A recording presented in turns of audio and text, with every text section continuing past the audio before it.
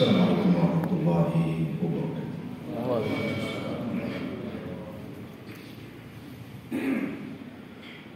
Alhamdulillah wassalatu wassalamu ala Rasulillah wa ala alihi wa sahbihi wa mawalah wa la hawla wa la quwwata illa billahi wa ba'd. Alhamdulillah di pagi hari ini kita bisa duduk untuk bertolak ilmi.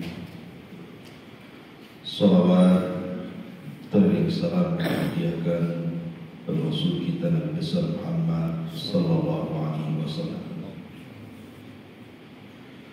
Melanjutkan kajian kita masih membahas surah An-Nazi'at dan kita masuk pada ayat ke-6. A'udzu billahi minasyaitonir rajim. Bismillahirrahmanirrahim. Yauma tarjufur rajifah tatba'uha ar-radifah qulubu yawma idzin wajifah absaruha khashi'ah yaquluna inna lamarduduna fil hafirah a idza kunna idhaman nakhirah qalu tilka idzan karratun khasirah fa innama hiya zajratu wahidah fa idza hum bis-sahir. Yauma tarjufur rajifah tatba'uha radifah. Pada hari ketika alam semesta ini diguncangkan secara hebat. Maksudnya tiupan yang pertama Israfil. Tatba'uha radifah, kemudian diikuti dengan radifah, guncangan yang kedua. Maksudnya tiupan sangkakala yang kedua. Qulubu yawma idzin wajifah, hati-hati pada hari itu sangatlah takut. Absaruha khasyah, pandangan-pandangan mereka tertunduk lesu. Di sini Allah Subhanahu wa taala ingin menjelaskan kepada kita, setelah sebelumnya bicara tentang an-nazi'ati gharqa wan nasyitati nashta, malaikat-malaikat yang mencabut nyawa. Pada ayat permulaan Allah Subhanahu wa taala ingin menjelaskan tentang kiamat kecil. Kemudian disusul pada ayat yang ke-6 bicara tentang kiamat besar. Dan kiamat kecil itu artinya kematian. Nabi SAW bersabda, idza mata ahadukum qamat kiamat. Apabila meninggal salah seorang di antara kalian, berarti tegak kiamat kepadanya. Jadi kematian itu adalah kiamat kecil. Dan ini yang pasti, kematian itu sebuah kepastian. Karena Allah yang mengatakan kullu nafsin dha'iqatul maut, setiap jiwa itu pasti mati. Dan Nabi SAW sudah membatasi umurnya. Kata Nabi SAW, a'malu ummati baina sittin wa sab'in. Usia umatku itu kisaran antara 60 sampai 70 tahun saja. Artinya setiap umat itu kematiannya didekatkan dengan nabinya. Maka Nabi SAW meninggal di usia 63 tahun, maka umatnya kurang lebih, kalaupun yang lewat dari ujung 70 tahun itu tidak banyak, sangat sedikit bisa dihitung dengan jari. Tetapi kiamat besar ini waktunya tidak bisa dipastikan. Kalau kiamat kecil kan sudah jelas itu antara 60, 70, paling di bawah 100 sudah meninggal. Tetapi kiamat besar ini tidak bisa kemudian diramalkan kapan terjadinya. Karena Nabi SAW tidak menyebutkan tanggal, bulan ataupun tahun, hanya menyebutkan hari, yaitu hari Jumat. Kalau seandainya Allah Subhanahu wa taala takdirkan waktu itu akan datang, maka Allah Subhanahu wa taala mengatakan yauma tarjufur rajim. Pada hari ketika tarjufur rajim. Rajifah itu artinya gempa besar. Kapan itu? Ketika tiupan sangkakala yang pertama. Ayat ini mirip dengan firman Allah Subhanahu wa taala, "Idza zulzilatil ardu zilzalaha." Apabila bumi digoncangkan segoncang-goncangnya. Kemudian Allah mengatakan tatba'uha radifah. Kemudian setelah goncangan yang pertama, artinya tiupan yang pertama, tatba'uha radifah. Kemudian diikuti dengan tiupan yang kedua. Sering saya sampaikan ada hadis Abu Hurairah radhiyallahu anhu. Ketika bertanya kepada Nabi SAW jarak tiupan pertama ke kedua, maka Abu Hurairah radhiyallahu anhu menjelaskan bahwa jarak antara tiupan pertama ke kedua itu arba'un, antara 40, tanpa menyebut 40 hari, tanpa menyebut 40 bulan atau 40 tahun. Karena ketika Abu Hurairah ditanya apakah 40 hari wahai Abu Hurairah, Abu Hurairah mengatakan fa'abaitu, aku enggan menjawabnya. Apakah 40 bulan, aku pun enggan menjawabnya. Apakah 40 tahun, aku pun enggan menjawabnya. Kalimat fa'abaitu, aku enggan menjawabnya, berarti ada ihtimal, kemungkinan. Bisa saja 40 hari jaraknya, bisa saja 40 bulan jaraknya, bisa saja 40 tahun. Wallahu a'lam. Tapi antara tiupan pertama yang kedua itu, itulah yang disebut dengan nihayatul alam, berakhirnya alam semesta, di mana bumi akan digoncang-goncangkan, langit akan digulung, bintang akan dijatuh-jatuhkan, laut akan diluapkan, dan begitu seterusnya. Dan jiwa manusia akan diwafatkan, semua jiwa. Tiupan yang pertama ini hanya dirasakan bagi orang-orang yang hidup di bumi saja. Maksudnya orang yang masih ada nyawanya. Sebabkan orang yang dikubur sejak zaman Adam sampai hari ini tidak kunjung dikiamatkan. Tapi nanti di akhir zaman, ketika Allah Subhanahu wa taala mengirimkan angin yang sangat dingin, angin ini akan menerpa setiap ketiak orang yang beriman walaupun memiliki keimanan sebiji zarah. Maka ruhnya akan dicabut. Sehingga ketika itu tidak ada yang hidup kecuali orang-orang kafir. Artinya yang akan merasakan tiupan Israfil yang pertama itu hanya orang kafir saja. Orang-orang yang sudah dikubur lama tidak akan merasakan. Termasuk orang-orang yang beriman tidak akan merasakannya, karena mereka sudah mati dulu. Jadi yang akan merasakan tiupan yang pertama itu adalah orang-orang kafir saja. Dan itu kesudahan bagi orang-orang kafir. Mereka merasakan kiamat besar. Baru setelah kemudian semua diwafatkan, bukan hanya manusia, jin pun diwafatkan. Bukan hanya jin, malaikat pun diwafatkan.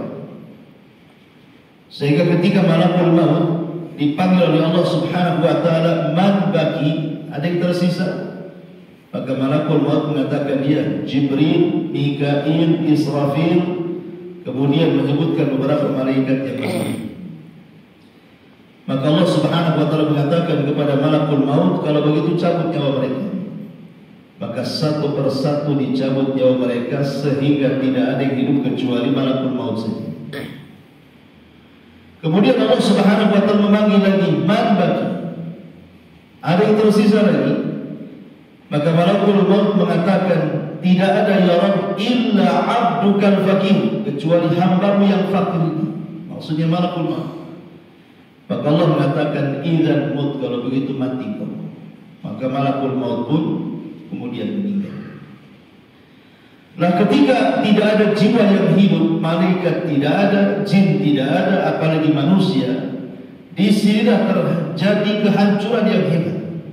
Semua dihancur-hancurkan kecuali hanya 7 atau 8 makhluk yang memang tidak dikehendaki kehancuran. Seperti surga, arasy, termasuk juga ruh, tidak dihancurkan. Maka Allah Subhanahu wa taala mengatakan, limanil mulkul yawm. Sekarang kalian sudah tahu siapa yang memiliki kerajaan. Maka Allah Subhanahu wa taala menjawab sendiri mengatakan, lillahil wahidil qahhar. Sesungguhnya kerajaan ini milik Zat yang satu, Al-Qahhar, yang berkuasa atas segala sesuatu. Nah, sebelum peniupan sangkakala yang kedua, maka Allah Subhanahu wa taala kemudian setelah mengganti bumi dengan bumi yang baru, makanya nanti ada ayatnya fa idzahum bisahir. Sahirah itu artinya bumi yang sangat putih, yang tidak ada bangunan, tidak ada bukit, tidak ada gunung, tidak ada lembah. Jadi bumi itu sudah diganti dengan bumi yang baru. Sebagaimana isyarat dalam Al-Qur'an, yauma tubaddalul ardu ghairal ardi. Pada hari di mana bumi yang kita pijak diganti dengan bumi yang baru. Jadi selang antara tiupan yang pertama dengan yang kedua, berdasarkan hadis Abi Hurairah radhiyallahu anhu juga, bahwa Allah Subhanahu wa taala akan menurunkan hujan. Hujan inilah yang akan menyentuh setiap tulang ekor manusia sejak zaman Adam sampai yang terakhir mati karena sangkakala. Maka kemudian dari hujan itulah menumbuhkan semua jasad manusia di kubur-kubur mereka. Setelah kemudian tidak ada manusia kecuali dikembalikan ciptanya oleh Allah dari setiap tulang ekornya. Maka Allah Subhanahu wa taala baru katakan tatba'uha radifah. Baru kemudian disusul dengan tiupan yang kedua. Tiupan Israfil yang kedua. Apa yang terjadi? Fa'idahum minal ajdasi ila rabbihim yanshurun. Maka mereka bangkit dari kubur-kubur mereka. Bagaimana cara bangkitnya? Maka Allah Subhanahu wa taala mengatakan dalam surah Al-Zalzalah, Allah mengatakan idza zulzilatil ardu zilzalaha wa akhrajatil ardu athqalaha. Dan kami keluarkan semua beban-beban berat bumi ke permukaan. Maksudnya jasad-jasad yang dikembalikan oleh Allah itu dilempar ke permukaan bumi baru. Dan Allah mengatakan dalam surat yang lain, wa alqa ma fiha wa takhallat. Kami kosongkan seluruh isi bumi karena dilempar ke permukaan. Maksudnya jasad-jasad manusia. Ketika tidak ada satupun jasad yang dalam kuburan itu, kecuali sudah ada di permukaan bumi yang baru, maka Allah Subhanahu wa taala katakan wa idzan nufusu zuwijat. Maka jiwa akan dikembalikan atau ruh akan dikembalikan kepada setiap jasad tanpa tertukar satu dengan yang lain. Dan itu kemahakuasaan Allah. Maka ruh itu melesat kepada setiap jasad, mulai daripada jasad para nabi, kemudian di bawahnya sampai kepada kita. Maka manusia akan terbang. Disinilah manusia akan merasakan ketakutan yang luar biasa. Makanya Allah mengatakan qulubun yawma idzin wajifah. Allah Subhanahu wa taala menyebut kalimat qulub karena qulub itu artinya hati-hati yang menentukan setiap jasad manusia. Hati itu yang menentukan setiap jasad manusia. Makanya Allah Rasul mengatakan wa inna fil jasadi mudghah idza saluha saluhal jasadu kullu wa idza fasadat fasadal jasadu kullu ala wa hiya qalb. Ingatlah, dalam setiap jasad manusia itu ada segumpal daging. Kalau dia baik, baik semua jasadnya. Kalau dia jahat, jahat semua jasadnya. Kemudian Rasul mengisyaratkan ke dadanya, itulah hati manusia. Kenapa Allah Subhanahu wa taala mengistilahkan hati di sini? Karena yang menjadikan manusia tidak tenang itu karena hatinya. Orang kalau hatinya senang, maka cara berpikirnya lambat. Orang kalau hatinya sulit, cara berpikirnya juga susah.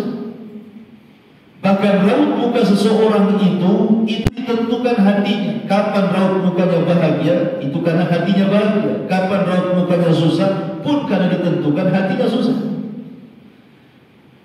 Termasuk langkah kaki seseorang, kalau hatinya sempit, kayaknya susah melangkahkan kaki. Tidak lapang gitu ya. Tapi kalau hatinya luas, maka dia akan senang melangkahkan kakinya. Nah, pada hari ketika manusia dibangkitkan itu, Allah gambarkan bagaimana hati-hati manusia. Mereka mengatakan, qulubu yawma idzin wajib. Hati mereka pada hari itu sangat takut, sehingga sebagian mereka mengatakan, ya wailana man ba'atsana min marqadina. Celaka siapa yang membangkitkan kami dari tidur-tidur kami. Tapi orang-orang yang beriman, walaupun mereka ketakutan, mereka mengatakan, hadza ma wa'ada ar-rahman wa sadaqal mursal. Inilah janji Allah dan telah benarlah ucapan para rasul. Apa yang dimaksud wajibah ketakutan di sini? Jadi saat manusia dibangkitkan oleh Allah Azza wa Jalla itu, orang yang mencuri ketakutan, kenapa dulu di dunia dia mencuri. Orang-orang yang berzina dia ketakutan, kenapa dulu saya berzina? Kenapa dulu saya korupsi? Kenapa dulu saya berghibah? Kenapa dulu saya berdusta? Kenapa dulu saya begini, begini dan begini? Teringat maksiat, sehingga dia ketakutan. Karena dia tahu bahwa ini hari kebangkitan, artinya hari di mana kita akan dihisab. Begitu juga orang-orang yang beriman, yang ketika di dunia rajin sholat, rajin puasa, rajin zakat, rajin ibadah, mereka pun ketakutan. Khawatir sholatnya ketika dikerjakan di dunia kurang sempurna, khawatir zakatnya kurang sempurna, khawatir ibadahnya kurang sempurna, sehingga dia pun akan dihisab. Jadi sama-sama takut dari sini. Karena qulub ini menggunakan nakirah itu tufidul umum, artinya mencakup mukmin dan kafir. Orang yang beriman juga takut, orang-orang kafir juga takut. Orang kafir dan ahli maksiat takut akan maksiatnya, orang yang beriman takut akan ibadahnya tidak sempurna. Sehingga akhirnya kemudian mereka harus mempertanggungjawabkan di hadapan Allah Subhanahu wa taala. Yauma idzin qulubun yauma idzin wajibah. Hati-hati pada hari itu sangat takut. Sudah wajar ma'asyiral muslimin kalau takut, karena ketika manusia dibangkitkan kan jelas tuh matahari di atas kepala. Kemudian mereka kehausan yang luar biasa. Mereka harus tinggal lama di padang mahsyar, sehingga tidak tahu mereka harus tinggal berapa hari, berapa bulan, berapa tahun. Karena kehidupan akhirat itu satu harinya saja dibandingkan kehidupan dunia itu 1000 tahun masalahnya. Makanya wajar kalau tahu. Inna yawman inda rabbika ka'alfi sanatin mimma ta'udun. Satu hari kehidupan akhirat bila dibandingkan dengan kehidupan dunia itu layaknya 1000 tahun. Jadi kalau satu hari ibarat 1000 tahun, jadi satu harinya saja sudah menakutkan. Gimana kalau 2 hari, 3 hari, 4 hari dan begitu seterusnya. Sementara Allah Subhanahu wa taala menjelaskan 50 alfasan, 50.000 tahun. Kali 1000 tahun kehidupan dunia. Wajar kalau orang itu takut. Kemudian Allah mengatakan absaruha khashi'atun. Pandangan-pandangan mereka. Di sini Allah Subhanahu wa taala tidak mengatakan absaruh, tetapi absaruha, ini kembali kepada qulub. Pandangan-pandangan pemilik hati-hati itu khashi'atun. Mereka sangat ketakutan dan tertunduk lesu. Tidak ada tenaga lagi mulai. Karena sudah dihadapkan dengan hari al-hisab. Oh, kita akan dihisab oleh Allah Azza wa Jalla. Makanya mereka tidak tahu nasib mereka seperti apa. Nasib mereka itu seperti apa tidak tahu, sehingga wajar kalau mereka tertuduh semuanya. Tidak ada yang berani mengangkat kepala. Semua tertunduk, menyesali semua perbuatan.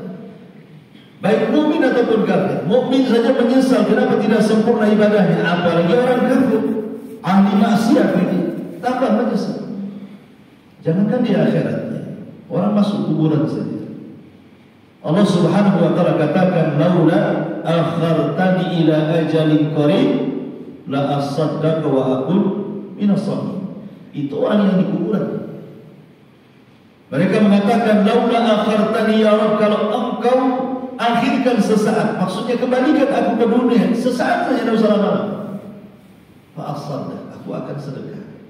Wa aku minas shalihin, dan aku akan jadi orang saleh, jadi orang taat, aku akan sholat, puasa, zakat dan yang lainnya. Al-an sekarang kamu ngomong begitu tidak mungkin.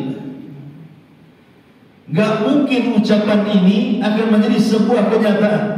Karena kalau seandainya orang sudah terlepas dari kehidupan dunia, terhalang baginya dengan barzakh, tembok pemisah kehidupan dunia dan alam kubur, itu di kuburan. Gimana setelah hari kebangkitan yang mustahil orang dikembalikan ke bumi?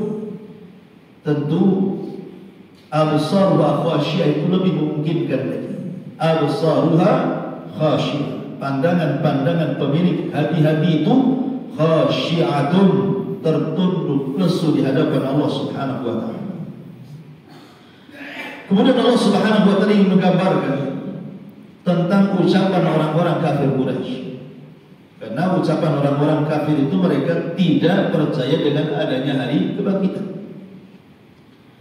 Allah mengatakan yaqulun, mereka orang-orang kafir. Lihat bagaimana Allah membahasakan dengan fi'lul mudhari, kata kerja bentuk sekarang dan akan datang. Tidak menggunakan fi'lul madhi, kata kerja bentuk lampau. Artinya kalimat yaqulun menggunakan fi'lul mudhari, kata kerja bentuk sekarang dan yang akan datang. Artinya mereka mengatakan itu bukan sekali dua kali.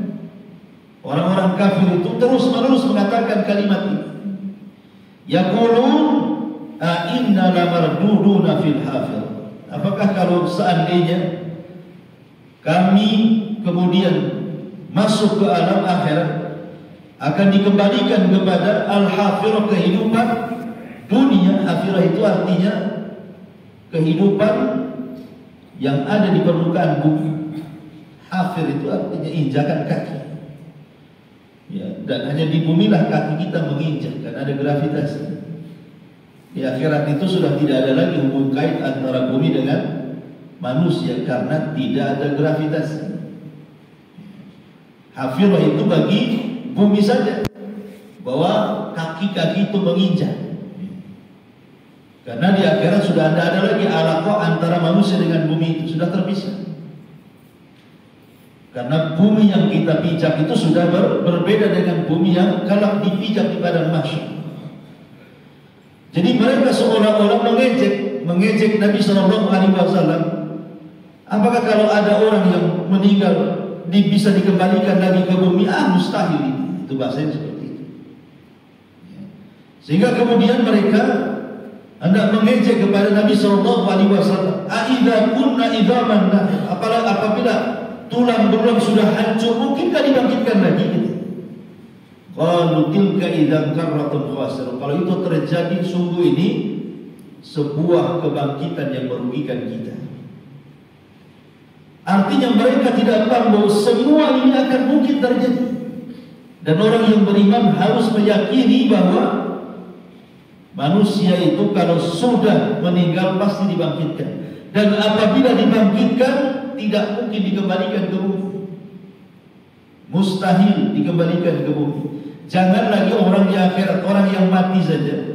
Dalam kisah Abdullah ibn Haram, ada seorang sahabat namanya Abdullah ibn Haram. Abdullah ibn Haram ini ayahanda daripada Jabir ibn Abdullah.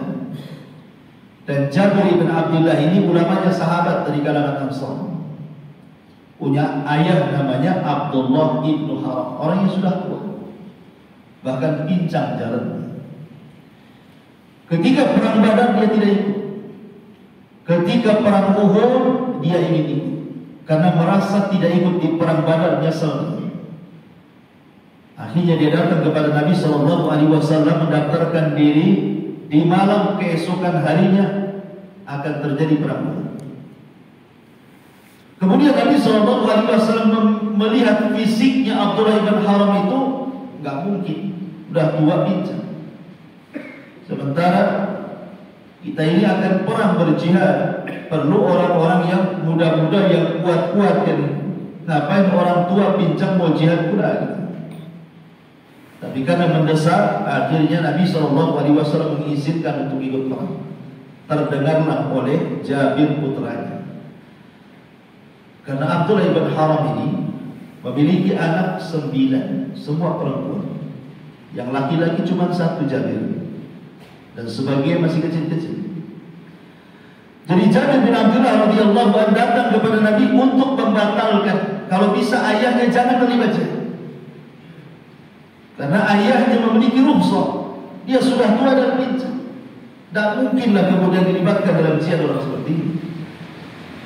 Akhirnya kemudian Nabi SAW menghadirkan Jabir dan ayahnya di hadapan. Kemudian Nabi mengatakan kepada Abdullah ibn Haram, wahai Abdullah ibn Haram, lihat anakmu tidak mengizinkan dirimu untuk jihad karena kau sudah tua. Sebaiknya kau pulang saja, kau ada rusuh. Tetapi Abdullah ibn Haram marah kepada anaknya Jabir dan mengatakan, laulal jannah la afartuka iya. Jabir, kalau bukan urusan surga, enggak apa-apa aku ganti. Kau ganti posisiku, tapi ini urusannya surga aku enggak mau. Aku akan tetap jihad. Dia semangat orang tua di zaman Rasul. Akhirnya kemudian malam itu Abdullah ibn Haram sudah merasakan, sudah ada feeling, sudah ada ilham gitu, bahwa dia tidak akan lama lagi meninggal. Maka betul-betul keesokan harinya ketika terjadi perang Uhud, maka dia orang yang pertama kali meninggal dalam perang. Jadi firasatnya terbukti bahwa dia orang yang pertama kali meninggal. Allah kabulkan, dia orang yang pertama kali mati syahid. Yang ingin saya katakan, saat Abdullah ibn Haram ini meninggal dunia setelah peperangan, Jabir putranya mencari-cari jasad ayahnya. Setelah ketemu, maka jasad ayahnya dipenuh, kemudian menangis. Ya, bagaimana tidak sedihnya Jabir, ayah satu-satunya, sudah tidak punya ibu, dia harus menanggung 9 adik perempuan yang masih kecil-kecil. Sehingga Jabir kemudian menangis. Lewatlah Nabi SAW. Kemudian Nabi SAW ketika itu mengatakan kepada Jabir, ya Jabir, tabki aw la tabki. Wahai Jabir, menangis ataupun kau tidak menangis, sesungguhnya ayahmu sudah dinaungi oleh malaikat di langit sana. Kemudian kata Rasulullah SAW, ya Jabir, tabki aw la tabki, laqad kallama Allahu abaka kifahan bila turjuman. Wahai Jabir, menangis ataupun tidak menangis, sesungguhnya Allah Subhanahu wa ta'ala sudah mengajak bicara ayahmu tanpa penerjemah. Sahabat heran. Maka sahabat bertanya, apa maksudnya wahai Rasul? Maka Rasul mengatakan, tatkala Abdullah ibn Haram meninggal mati syahid, maka Allah Subhanahu wa ta'ala kemudian berbincang di alam ruh kepada ruhnya ayahanda Jabir Abdullah ibn Haram ini. Dan Allah berfirman kepada ayahanda Jabir ini, tamanni ya abdi, berangan-anganlah wahai hamba, engkau sudah berperang untukku dan mati syahid.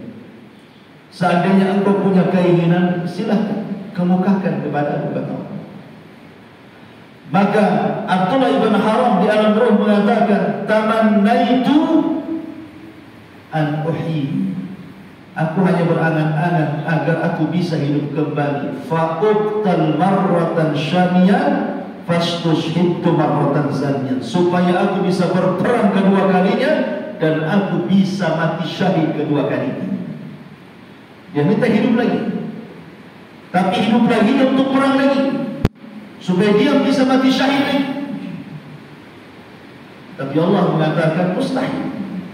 Orang yang sudah meninggal hidup lagi, ini syahidnya di sini. Mustahil orang yang sudah mati hidup lagi. Minta yang lain saja, gitu maksudnya. Maka Abdullah ibn Haram mengatakan, kalau begitu sampaikan posisiku di hadapan kepada putraku Jabir, kepada anak-anak, kepada kaum muslimin, sampaikan posisiku di hadapan. Maka Allah Subhanahu wa taala turunkan ayat bagaimana menjelaskan posisi ayahanda Jabir di sisi Allah Subhanahu wa taala. Allah turunkan ayat kepada Nabi sallallahu alaihi wasallam tentang fadilah orang yang mati syahid. Bahwa jangan kalian mengira bahwa orang-orang yang mati syahid itu mati. Bal ahya inda rabbihim yurzaqun, bahkan mereka hidup dan mereka mendapatkan rezeki di sisi Allah Subhanahu wa taala. Syahid di sini artinya ayahanda Jabir meminta kepada Allah untuk dihidupkan. Tapi kan mustahil. Mustahil orang mati bisa hidup. Apalagi kalau sudah kiamat dibangkitkan. Mau dikembalikan ke dunia mana lagi? Dunianya sudah hancur, gitu maksudnya. Mau dikembalikan ke mana? Dunia yang kita pijak ini sudah tidak ada. Sudah hancur. Sudah digemparkan, sudah tidak ada lagi. Makanya mustahil. Makanya di sini Allah Subhanahu wa taala kemudian menggambarkan bagaimana ketidakpercayaannya orang-orang kafir akan hari kebangkitan. Makanya orang yang beriman selisih keyakinan mereka, yakinlah bahwa akan ada hari kebangkitan, di mana Allah akan mengembalikan tulang belulang itu menjadi jasad kembali manusia dan akan ditiupkan roh, dan ketika itulah kita dipertanggungjawabkan di hadapan Allah Subhanahu wa taala. Kenapa? Karena pengaruh beriman kepada hari akhir itu sangat kuat untuk kebaikan manusia. Rukun iman itu ada 6. Rukun iman itu ada 6. Tetapi yang sering diulang-ulang itu iman kepada Allah dan iman kepada hari akhir. Man kana yu'minu billahi wal yawmil akhir falyaqul khairan aw liyasmut. Barang siapa yang beriman kepada Allah dan hari akhir, ucapkan yang santun, kalau tidak bisa diam, kata Rasul. Man kana yu'minu billahi wal yawmil akhir falyukrim dhaifahu. Siapa yang beriman kepada Allah dan hari akhir, hormati tamunya. Man kana yu'minu billahi wal yawmil akhir falyukrim jarahu. Siapa yang beriman kepada Allah dan hari akhir, hormati tetangga. Padahal rukun iman itu 6. Kenapa yang disebut beriman kepada Allah dan hari akhir saja juga? Atau dalam surah Al-Baqarah, ketika Allah Subhanahu wa taala menceritakan tentang ucapan orang munafik, wa minan nas man yaqulu amanna billahi wa bil yaumil akhir wa ma hum bimu'minin. Dan sebagian manusia yang mengatakan kami beriman kepada Allah dan hari akhir. Hampir semua ayat dan juga hadis Nabi SAW itu selalu menggandengkan keimanan kepada Allah dan hari akhir. Padahal rukun iman itu 6. Beriman kepada Allah, beriman kepada malaikat Allah, beriman kepada Rasul Allah, beriman kepada kitab-kitab Allah, beriman kepada qadar dan qadar Allah, beriman kepada yaumil akhir. Kenapa selalu disebut cuma 2 saja? Kepada Allah hari akhir, Allah hari akhir. Karena yang 4 itu kembali kepada 2 perkara ini. Baik beriman kepada malaikat, baik beriman kepada Rasul, baik beriman kepada kita, baik beriman kepada qadar dan qadar, itu kembalinya kepada beriman kepada Allah dan hari akhir. Makanya disebutkan 2 saja. Beriman kepada Allah dan hari akhir. Termasuk beriman kepada qadar dan qadar pun itu bagian beriman kepada hari akhir, bahwa ada takdir yang akan dipertanggungjawabkan di hadapan Allah. Kapan itu? Hari akhir. Itu maksudnya. Kenapa kemudian 2 perkara ini diulang-ulang? Karena pengaruhnya besar bagi kehidupan manusia selama di dunia ini.